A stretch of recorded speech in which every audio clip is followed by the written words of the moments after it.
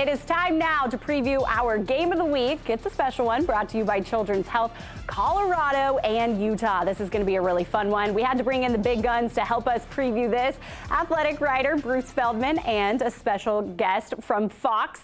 Fox Big Noon Kickoff will also be in Boulder for this game as well. So Bruce, thanks so much for joining us here on Inside the 12.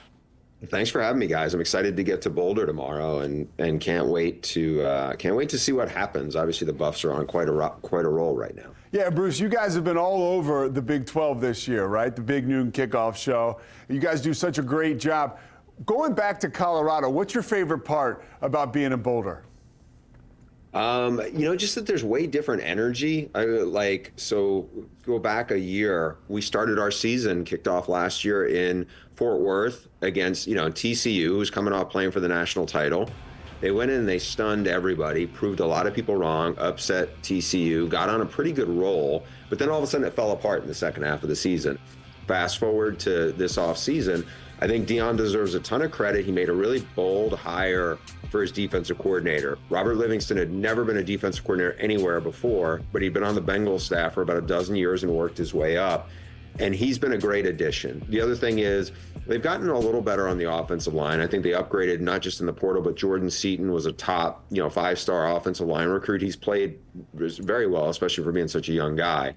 And you have a team that's dangerous, and I don't know that they're going to win the Big 12 title, but I think they have a realistic shot to do that, to go back there and see what it looks like now as opposed to when it was just, starting to percolate a little bit. It's very cool. Colorado definitely has the pieces, that's for sure. But as for Utah's offense, after losing starting quarterback Cam Rising, there's been a lot of question marks around that offense. But the defense has really kept Utah in games and kept games close as well. What is the game plan on the defensive end for Utah and how they can slow down the Buffalo's offense that is really pass happy? Yeah, I think it's got to be, get after Shedeur, get pressure on him, force some mistakes, get a lot of hits on him. And they can do that. I mean, we saw, they have a great defensive coordinator in Morgan Scalley. They have a really good defensive line who's now gotten healthy. They're good in the front seven. Last week obviously against BYU, they really, really got after Jake Retzloff. And I thought for much of the night, they batted down balls. They got hits on him. I think this is a team that is capable of beating anybody in the Big 12 because they're so good on defense and they're so well coached. This is a game, I know CU's not overlooking it, but they're going to get a lot of pressure on Shedeur. That's going to be a big challenge for the offensive line for Colorado. Now, I got to ask you about Travis Hunter while I have someone of your ilk here talking with us. Utah has to worry about him on offense, but of course they need to worry about him on defense too. A lot of Heisman talk going on, obviously, around Travis Hunter. You've been doing this for a very long time. Can you put into context just how generational of a talent this guy is?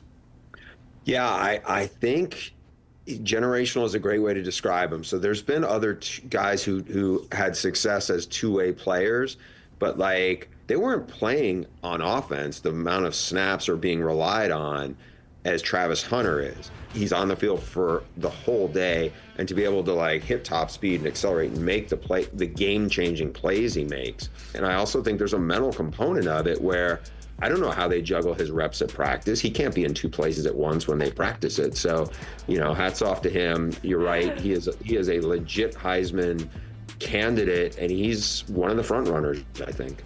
Yeah, makes a good point. How do you practice if you're Travis Hunter? If Colorado is going to get the win and keep their college football playoffs hopes alive, big picture, Bruce, what do you think has to happen in their favor on Saturday?